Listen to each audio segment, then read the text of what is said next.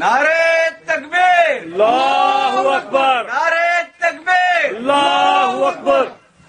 السلام علیکم وعلیکم السلام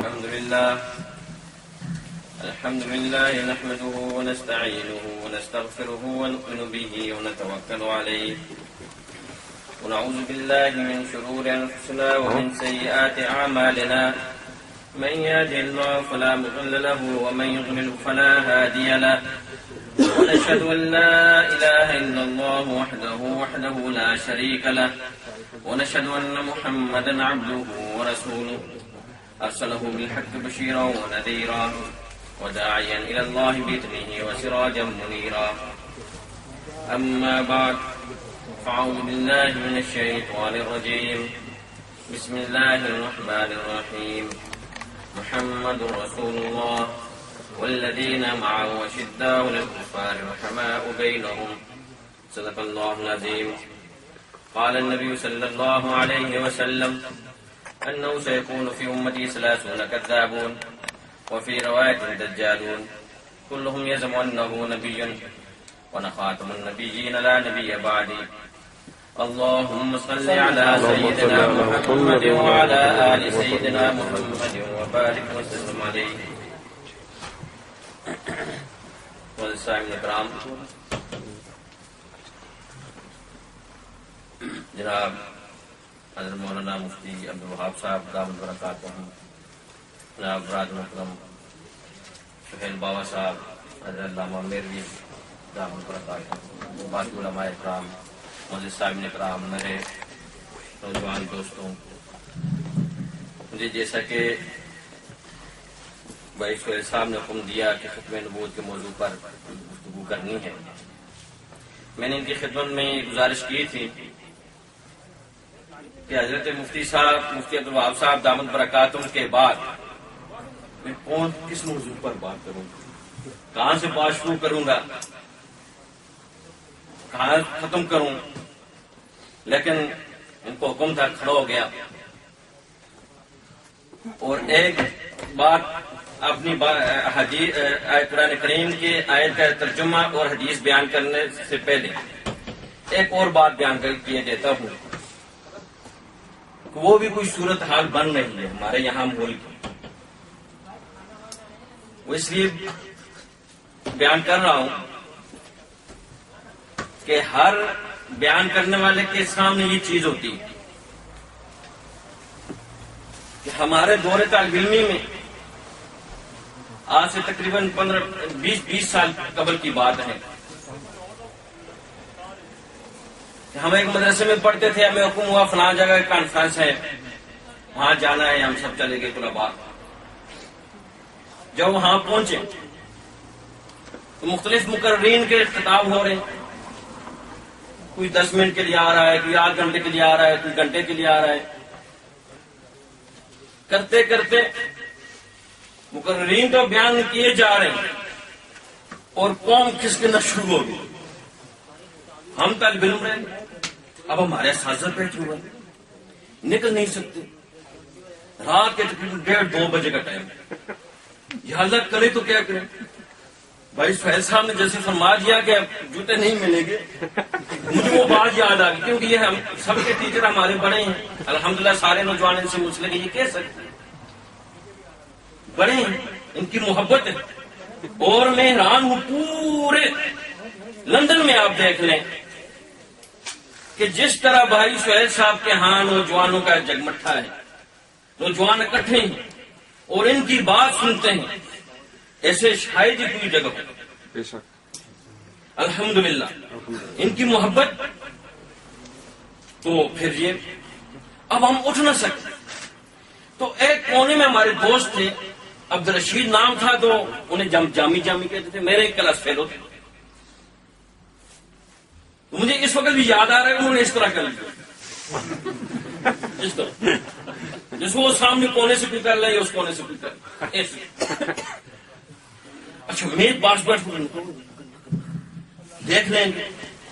اور سب کی دستی خراب ہو. کرتے کرتے جو مقرر بیان کر رہا تھا اس کی نظر پڑ گئی، اس کی نظر پڑ گئی. وہ کہنے لگا اچھا تم ایسے کر رہے ہو، میں تمہیں صبح تک نہیں چھوڑوں گا۔ بھائی یہ صورت نہ بنے، آپ نہیں کر رہے کیونکہ آپ کے لیے بھائی سہیل کی بہت محبت، لیکن لاؤڈ اسپیکر یہی کر رہا، اس نے یہی کام شروع کیا۔ میں نے آپ کے سامنے قرآن کریم کی ایک آیت کریمہ تلاوت کی،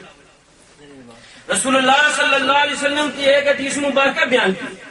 آپ صلی اللہ علیہ وسلم فرماتے ہیں انہ سیکون فی امتی 30 کذابون وفی روایت دجالون کلہم یزعم انہ نبی ونخاتم النبیین لا نبی بعدی، کہ میرے بعد 30 جھوٹے دجال کذاب پیدا ہوں گے، ہر ایک نبوت کا دعویٰ کرے گا، حالانکہ میں اللہ کا آخری نبی ہوں، اللہ سبحانہ وتعالیٰ میرے بعد کسی نبی کو پیدا نہیں فرمائے۔ آپ صلی اللہ علیہ وسلم اس حدیث مبارکہ میں کیا ارشاد فرمایا؟ ایک یہ فرمایا کہ 30 آئیں گے، ایک یہ فرمایا کذاب ہوں گے، ایک یہ فرمایا دجال ہوں گے۔ میں آپ سے پوچھتا ہوں کہ کذاب کا معنی ہمارے عام اردو میں استعمال ہوتا ہے کہ فلاں بڑا جھوٹا ہے، کذاب ہے۔ دجال کسے کہتے ہیں؟ اس نام کا دنیا میں ایک دریا بہتا ہے جسے دریائے دجلہ کہتے ہیں۔ اگر ہمیں یہ پتہ چل جائے کہ دریائے دجلہ کو دریائے دجلہ کیوں کہا جاتا ہے تو ہم حدیث کا معنی مفہوم سمجھ لیں۔ سبحان اللہ۔ بس یہ بات میں آپ کے سامنے ایک کھڑے ہو کر رکھنے لگا کہ دجلہ کو دجلہ کیوں کہتے ہیں؟ عام قاعدہ کلیہ ہے کہ جب کبھی بارش ہو، سیلاب آئے، طوفان و آندھی آ جائے، کہیں زلزلہ ہو، کچھ بھی واقعہ ہو، تو وہاں سے اگر جو پانی بہ رہا ہے تو وہ مٹی اور پانی مکس ہو کر گدلا ہو کر چلنا شروع کر دیتا ہے، پانی گدلا ہو جاتا ہے، مٹیالہ ہو جاتا ہے، جو ہی وہ سکون سے بہنے لگے تو مٹی بیٹھ جاتی ہے، پانی نکل کر اوپر آ جاتا ہے۔ ایسے ہی ہے کہ نہیں؟ کیوں یہ ایسے کیوں ہے کہ دونوں جدا جدا جنس ہیں، مٹی علیحدہ جنس ہے اور پانی علیحدہ جنس ہے، یہ کبھی اکٹھے نہیں رہ سکتے جو انہیں موقع ملتا ہے۔ آج آپ یہ تجربہ کریں، ایک گلاس پانی میں 2 چمچ مٹی کے ڈالیں، اسے خوب حل کریں، رکھیں گھنٹہ 2 گھنٹے یا صبح تک، 4 5 10 گھنٹوں کے بعد مٹی بیٹھ جائے گی، پانی نکل کر اوپر آ جائے گا۔ یہ ہمیشہ اکٹھے نہیں رہتے، کیوں کہ دونوں جدا جدا جنس۔ دجلہ کو کیوں دجلہ کہا جاتا ہے؟ جب سے وہ چلا ہے اس کا گدلا پانی چلتا ہے، مٹیالہ پانی چلتا ہے، جیسے طوفان کی صورت میں ندی نالوں کے پانی چلا کرتے ہیں، بارش کی صورت میں ندی نالوں کے پانی چلا کرتے ہیں، ایسے اس کا پانی چل رہا ہے۔ اس بنا پر اس کا نام ہی دجلہ پڑا کہ 2 جدا جدا جنسیں اکٹھے ہو کر چل رہی۔ ایک اور بات کہہ دیں، جامع مسجد ابوظہبی شہید ختم نبوت مولانا یوسف الدین شیخ رحمۃ اللہ علیہ نے اس حدیث کی تشریح کرتے ہوئے یہ بیان فرمایا کہ کیمے کی مشین چل رہی، اس میں کتے کی بوٹی ڈالیں، صاحب بکری کی ڈالیں، آگے جو نکلے گا یہ بھی دجلی نکلے گا۔ کہ پوری دنیا سمجھتی، ہر مذہب و ملت سمجھتا ہے کہ کتا علیحدہ جنس ہے اور بکری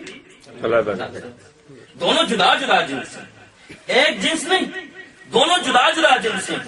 لیکن جب یہ مکس ہو جائیں تو پھر ہر کسی کے بس کی بات نہیں ہے کہ اسے سمجھ سکے یہ کون سی جنس کون سی۔ پھر اس کے لیے علم کی ضرورت ہے، اس کے لیے آلات کی ضرورت ہے، اس کے لیے پیمانوں کی ضرورت ہے، مشینری کی ضرورت ہے، عقل و سمجھ کی ضرورت ہے، جو یہ تقسیم کر سکے کہ یہ علیحدہ جنس ہے، یہ علیحدہ جنس ہے۔ اب ہم حدیث کی طرف آتے ہیں کہ آپ صلی اللہ علیہ وسلم نے ارشاد فرمایا کہ میرے بعد 30 آئیں گے، ارشاد فرمایا وہ کذاب ہوں گے کہ جھوٹ بکیں گے، نبوت کا دعویٰ کریں گے، ساتھ آپ نے فرمایا وہ دجل کریں گے کہ اسلام علیحدہ جنس ہے، کفر علیحدہ جنس ہے، یہودیت علیحدہ جنس ہے، عیسائیت علیحدہ جنس ہے، ہندو مذہب علیحدہ جنس ہے، سکھ مذہب علیحدہ جنس ہے۔ وہ اپنے کفر کو اٹھا کر اسلام کے ساتھ مکس کر کے پیش کر دیں گے، وہ دجل کریں گے۔ اب اس کے لیے وضاحت کی ضرورت ہوگی، اس کے لیے ضرورت ہوگی کہ علماء کرام آپ کو سمجھائیں، اور سب سے پہلے یہ مسئلہ صحابہ کرام نے سمجھایا، امت صدیق اکبر رضی اللہ تعالیٰ عنہ نے سمجھایا، کلمہ بھی پڑھا جا رہا ہے لا الہ الا اللہ محمد رسول اللہ۔